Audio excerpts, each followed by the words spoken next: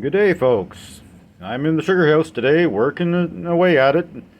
Season's almost over. Probably the last boiling. And I don't know if I'll finish off today or if I'll be back on Monday to empty out the pans. But the temperatures might change again on me and give me one more run. And I really don't mind if I make a little dark stuff this year to make candy and butter out of. I haven't had maple butter for a couple years, so that could be a benefit. As far as I can see, the trees aren't budding out yet, but they're going to be close. So, getting the pans cleaned up and then pull all the taps and sanitize the lines. Loads of fun. Now I'll give you a little tour of the operation. Decent rig that I picked up from Dominion on sale. It was a discontinued model. It had a pan that was damaged, so I wasn't able to get it immediately. But this is my third year boiling with it. I took last year off because of health issues. I kind of lost my fire, so I'm starting over right now. I got distracted with the canning, so that took a little bit of time that I didn't really want to lose, but it's coming back to a decent boil now. First, the front pan, it's running right now at about 62, 63 bricks. And it's getting back to a boil. It should be there before long. It's not quite at the boiling point yet. That thermometer is perfectly calibrated, so 7 is exactly syrup right now. I do most of my calibration using a hydrometer. Second pan has a decent bubbling boil going on. More steam than what my camera can see through. The back pan, that is boiling well right now. Got the fire going again, so it's just taking time to get warmed up. Got a dipper right here to watch for sheeting in the front pan, but it sits better on the back pan when out of the way. Then the old skimmer. Not enough there to bother with right now. Sap level is running just a little bit high. I'd prefer to have that at 2, but haven't quite got it adjusted yet.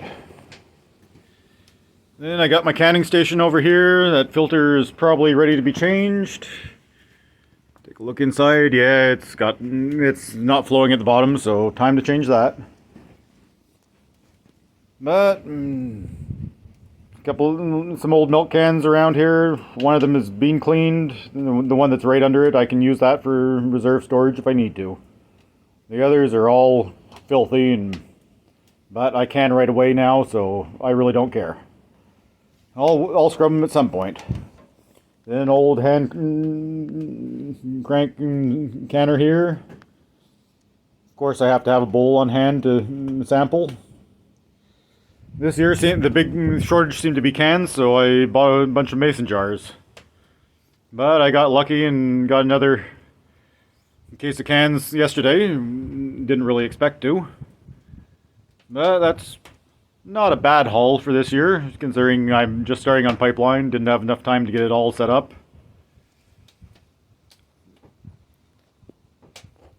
Got a lot of cleanup to do in here. That old range will get ripped out, and then with the lines there, I can put a real breaker box to have real power. That light works well. That one doesn't. Handy place to have my case of cans within easy reach. My old rig, what's left of it. That thing died a horrible death. And it took so much wood that it wasn't worth the effort. Spent more time cutting wood than I did boiling. For next year, I should have a 1,000-liter tote sitting in here. 300-gallon, I guess. Doing rough conversion in my head. Plumb straight into the rig, passing right through the chimney to get over to the float box on the other side. Take you around there. Right now that's quite a lot heavier hose than I need, but it fits onto my tanker, so I work with it.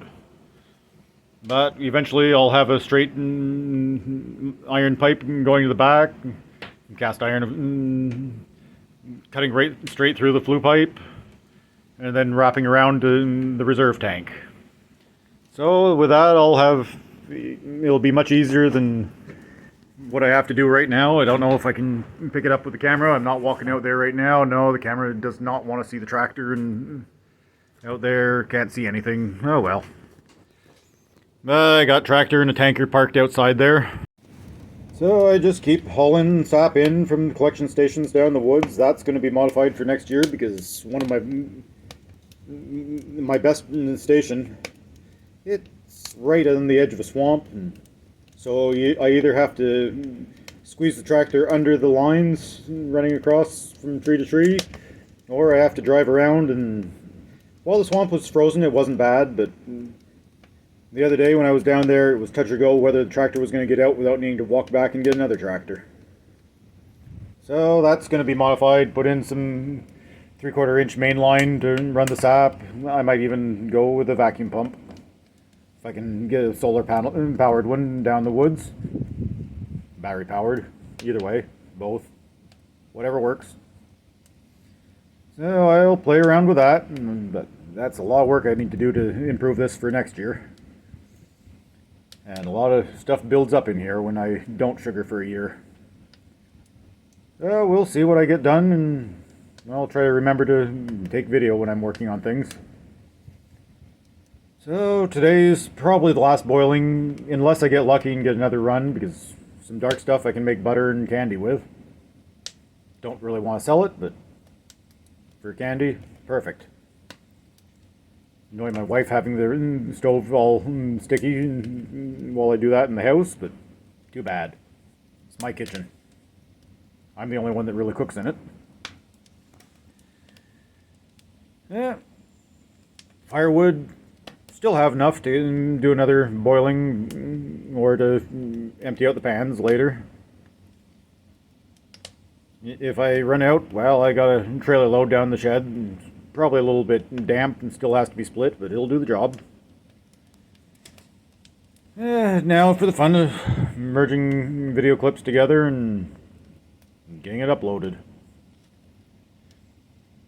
I might give you a tour of the sugar bush next time I'm down there.